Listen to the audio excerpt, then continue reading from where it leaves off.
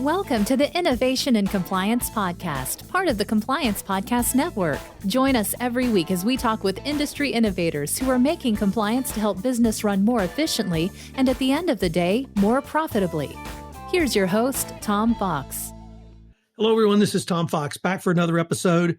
And you're in for an extraordinarily real treat today because not only do we have another Blue Michigan grad, but we have Tori Reichman, who is the Vice President Commercial at Vault Platform, which has a really intriguing solution for basically in-house reporting, but that just barely skimmed the surface of what they do. So first of all, Tori, with that incredibly long-winded introduction, welcome and thank you for taking your time to visit with me today.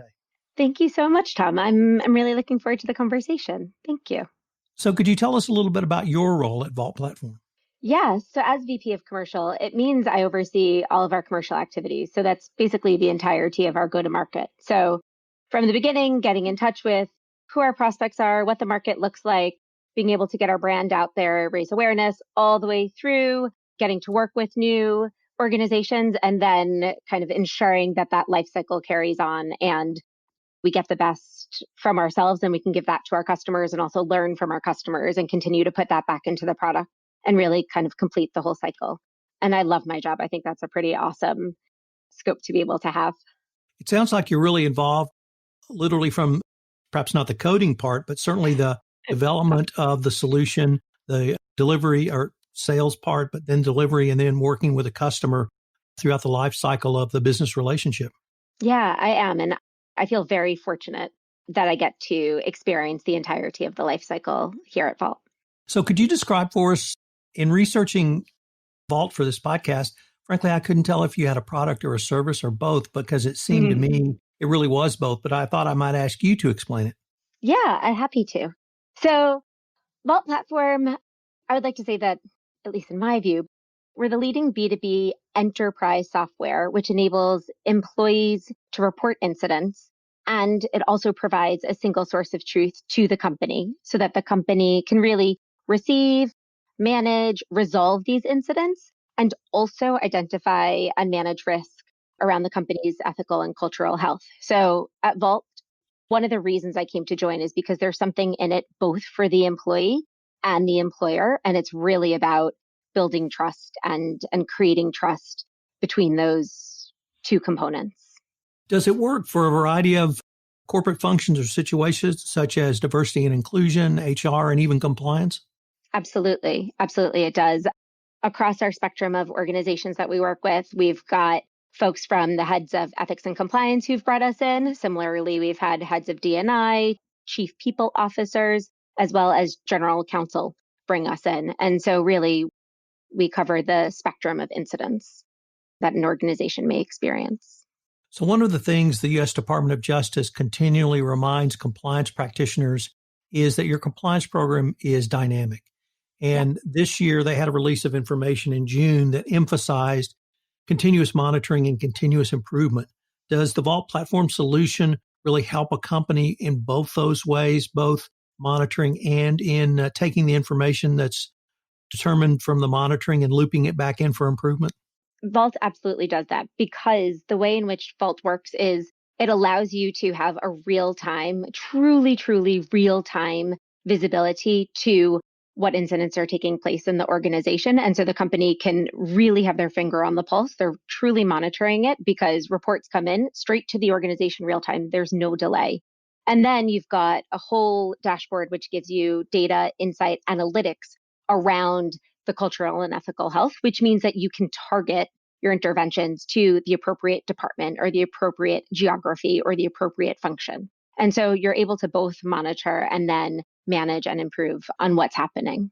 Let me pick up on something you said a little bit earlier, which was a single source of truth. And it strikes me that not only can the solution deliver information that someone like myself, perhaps a compliance practitioner or head of HR, could utilize, or people officer, I've not heard that title, but really you could take that information to senior management. You could take that information even perhaps up to the board if they wanted to take the pulse of the culture of the company. Would that be a fair assessment? Absolutely. And it's interesting the way you asked the question, because when we set out to build Vault, I think I mentioned before, we had both the employee at the center of what we're building from an intake perspective, but from an investigation resolution perspective, we also have always had the board at the center of it. And so really thinking, what does the board need to know to be able to provide guidance, get that true visibility so they can see what's happening, which is why we've started off, as we started off in the early days, building Vault. We focus very heavily on that insights dashboard, which gives you a very macro view of what's happening in the organization and then allows you to drill down much more deeply so that the managers in the organization within ethics and compliance and HR can start to target their efforts there.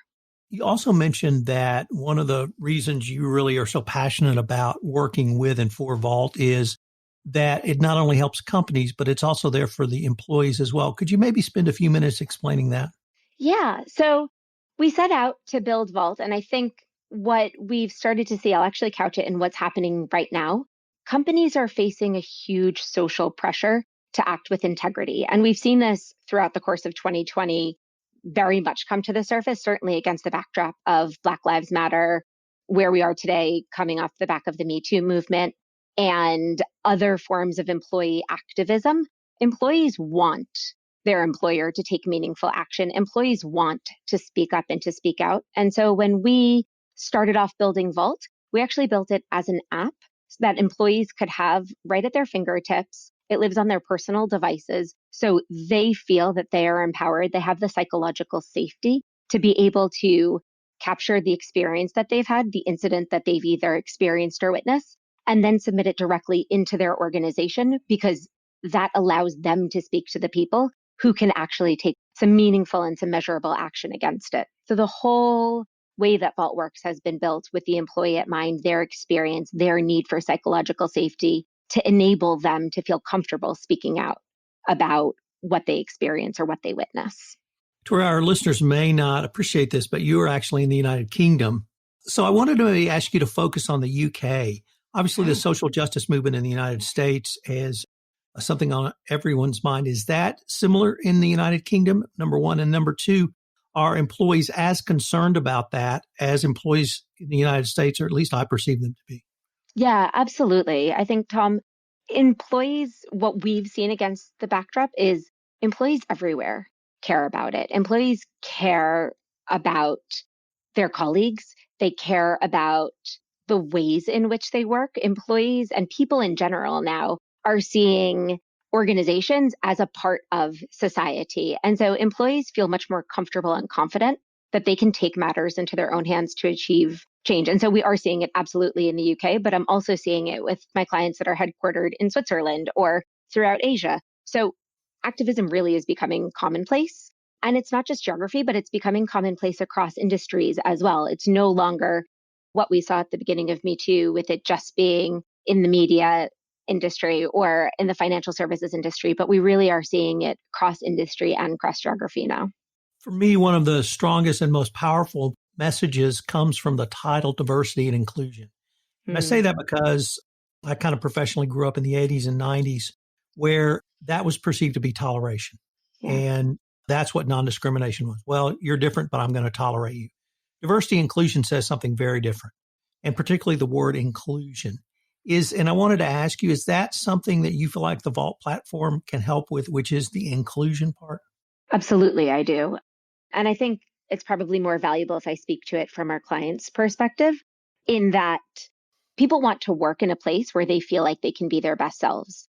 And they want to know that they can trust their colleagues and they can trust the organization that they're in. And so being your best self means being able to bring the appropriate parts of yourself to the organization as much as you want to bring at any given point in time, which means you need to have the space to be who you are, and you need to be included. You need to be included in the dialogue, and you need to be able to say, hey, that doesn't feel right. That is not in line with our code of ethics. That is not in line with our code of conduct. I don't want us to treat each other that way or have this level of toleration or turn this blind eye.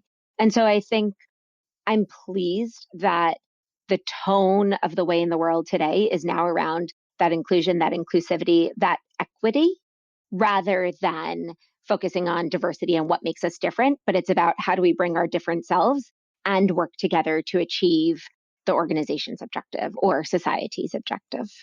Let me change the focus a little bit to talk about the EU whistleblower directive. And that certainly made big news here in the United States, but I've got to believe in EU and the UK, it's huge news. And I assume the message is now out in Europe and the United Kingdom. But do you find that companies are really understanding and getting the message that you have to do this now? I think, as with most things, you've got your early adopters, and then you've got the people who watch and want to wait and see, and then the people who think, ooh, if there's a fine, I'm going to take action just in time. And I think we saw that with GDPR, we saw the early adopters, and then we saw the folks just kind of right before the pen dropped, everybody kind of pushed to get their last thing in. And I think we're seeing that as it comes to the EU whistleblower directive. It's been out there since 2019. They're absolutely clients of ours and organizations that we're in conversation with who are keen to take meaningful action now and put measures in place. But there are a number of large organizations who probably don't realize the steps that they need to take and the amount of focus they need to put on getting a solution in place and getting it to be the right solution that both protects internal whistleblowers as well as external whistleblowers. So I think there's probably a bit more to be done for organizations across the UK and Europe. One of the things that intrigued me about Vault Platform was your website, because you have just a ton of resources available for free. And so once again, in preparing for this podcast, I read a blog post entitled "Create a Healthy Cyber Culture, Stop Bullying at Work." And I was, if not perturbed, certainly disconcerted to read that actually cyberbullying is up in the pandemic. And so I was wondering if you might give a few thoughts on that, but more importantly, how a company can work to either detect or prevent that. Yeah. So in terms of thought, there was some research published at the end of July by a couple of US universities, which reinforced something that probably most people think they know, which is that in times of crisis, people tend to the behaviors that feel most natural to them. And so in many cases, those would be the masks or what's under your mask. So out in public on a normal day, when you're feeling strong and confident, you'll be kind to your colleagues. You will have a greater level of tolerance. You'll behave in the way that you should behave. When people are under stress, such as what we're going through with the pandemic, those masks come off and they naturally treat people the way that they naturally treat people, which means that incidents of cyberbullying and all other forms of misconduct have risen over the last 6 to 12 months because people, and it's actually for a few reasons from the research that we've conducted and read through. And those reasons are, one, people don't have that face-to-face social pressure to behave. People are remote in a way that they weren't before now. And so employees may or more likely to let those stresses come across in their interactions with their colleagues. Another thing is that there's no one looking over them face to face to make sure that those behaviors, that culture gets reinforced across the board. And so people can be more likely to treat ones in a way that they wouldn't necessarily wish to be treated themselves and actually cross the line into a form of bullying. And then I think the third thing is that people are more stressed about their own job security. And so in doing that, people are more likely to turn a blind eye to misconduct that they witness or observe because they want to look after themselves. They want to protect themselves, which is really, personally, I find it really sad and it's disappointing. And that's not the kind of environment that we want to live in. It's not what we're trying to be a part of and trying to achieve. But the rates of cyberbullying, the rates of discrimination are increasing. And it's because there are these new ways of working where you can't sit with a colleague and read their body language. And you can't go have a conversation and be part of a larger group where everybody gets a chance to be involved. So off the backdrop of the pandemic, the way that people work has changed, and there are new things that companies need to be aware of as they're thinking about what's the tone that they set, how do they talk to each other, how do they conduct trainings and direct their efforts. So yeah, that's what I think about that. Tori, unfortunately, we are near the end of our time, but I was wondering if our listeners wanted any additional information on Vault Platform or any of the things we've talked about in this podcast, where could they go? Fantastic. Well, we'd love you to come to our website. First of all, it's Vault Platform. So VaultPlatform.com. Or you can follow us on LinkedIn. We are at Vault Platform. You can follow us on Twitter. And then similarly, if you're interested in connecting with me, I would love to connect with you. My email is tori@vaultplatform.com, or you can look me up on LinkedIn. It's Tori Reichman. Tori, thanks so much. This has been a fascinating interview, and I look forward to continuing the conversation. Likewise, Tom. Thank you so much. If you want to stay up to date on the latest innovations in compliance and help your business run more efficiently, subscribe to this podcast and help spread the word by leaving a review.